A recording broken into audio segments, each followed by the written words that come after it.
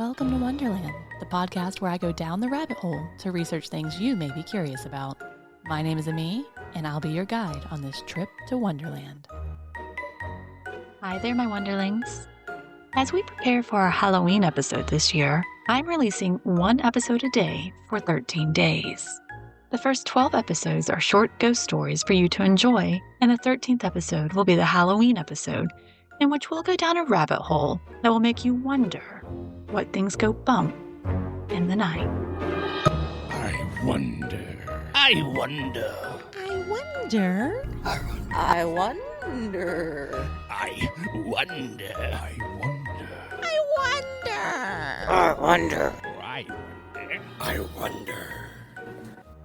The story you're about to hear is from Very Scary Stories to Tell in the Dark by D.S. Murphy. You can read this story and many more on urbanepics.com. These are short, easy, spine-tingling tales that are fun to tell around a campfire or in the dark. The Haunted Mirror.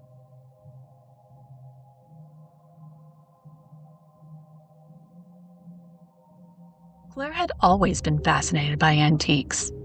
The allure of old objects with mysterious histories drawing her in like a moth to the flame. So when she found the mirror at a local market, she knew she had to have it.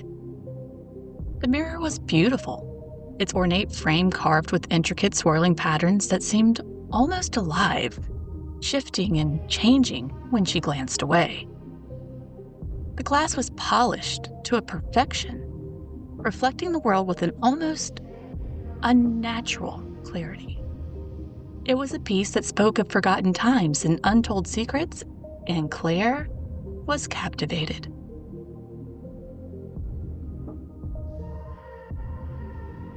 The old man who sold it to her was eager to get rid of it.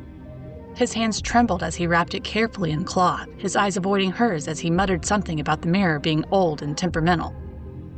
Claire didn't pay much attention to his words. She was too entranced by her new find. She carried the mirror home with a sense of excitement, eager to find the perfect spot for it in her bedroom. Once home, she hung the mirror on the wall opposite her bed, admiring how it caught the light and made her room feel larger, more mysterious. She stood in front of it, admiring her reflection, pleased with how the mirror seemed to enhance her features. But as she turned to leave, she thought she saw something move in the background. Just a flicker, like a shadow passing quickly out of view. She shook her head, telling herself it was just her imagination, and went on with her day. That night, as Claire got ready for bed, she couldn't shake the feeling that something was off. The mirror seemed to draw her attention, pulling her gaze towards it even when she tried to look away. She caught glimpses of things that shouldn't be there. Dark shapes lurking in the corners of the room, faces that weren't her own staring back at her, their expressions twisted and unnatural. She tried to dismiss it as fatigue, but the unease lingered, making it difficult to fall asleep. Over the next few days, the strange occurrences only grew worse. The mirror's reflections became more distorted, more unsettling. Claire began to see her deepest fears play out in the glass, visions of being lost in a dark, endless void, of faceless figures reaching down to drag her down into the shadows. The mirror seemed to haunt her, showing her things that she never wanted to see, things that left her feeling cold and hollow. Then came the night when everything changed. Claire was brushing her hair in front of the mirror, trying to ignore the prickling sensation of being watched when she noticed something strange. Her reflection wasn't moving in sync with her.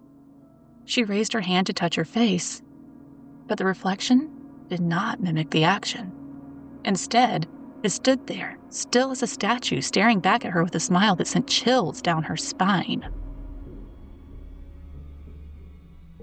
The smile was wrong, too wide, too knowing. It was a smile that didn't belong on her face.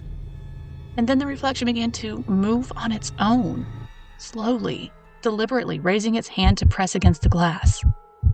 Claire's heart pounded in her chest as the room grew cold, the temperature dropping so rapidly that her breath misted in the air. The mirror started to glow with an eerie, sickly light, casting long, unnatural shadows across the room. A whisper filled the air, soft at first, but growing louder, more insistent. It was coming from the mirror, from the twisted reflection that now seemed more real than she did. The voice was cold and malevolent, telling her that it wanted her soul. Like it had been waiting for someone like her, someone who could be trapped, someone who could take its place. Claire tried to tear her gaze away, but she couldn't. The mirror held her, its pull irresistible. She felt herself being drawn closer, her body moving against her will. The reflection's hand pushed against the glass, and to her horror, it began to break through, the surface of the mirror rippling like water. The hand reached out, its fingers cold and solid as they wrapped around her wrist, pulling her toward the glass. She struggled, but the force was too strong, and with a final, desperate scream, Claire was yanked into the mirror, her body passing through the glass as if it were a doorway. On the other side, she found herself in a twisted, nightmarish version of her bedroom.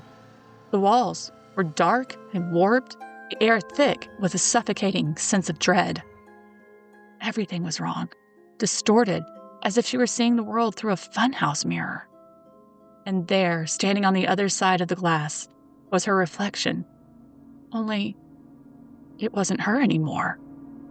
It was the ghost, the malevolent spirit that had been trapped in the mirror for centuries, now free to walk in the real world, wearing her face.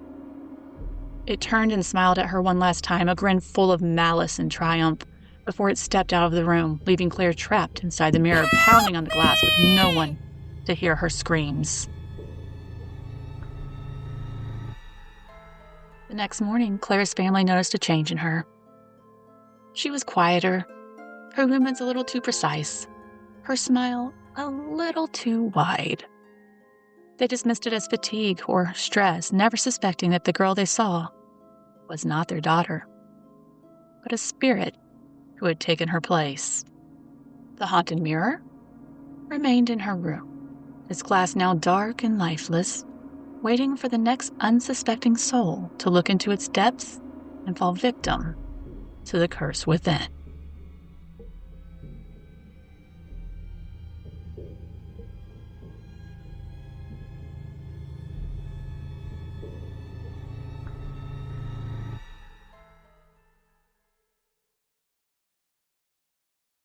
The preceding podcast is solely owned by its host or hosts and is distributed by Big Media LLC. Copyright 2025, all rights reserved.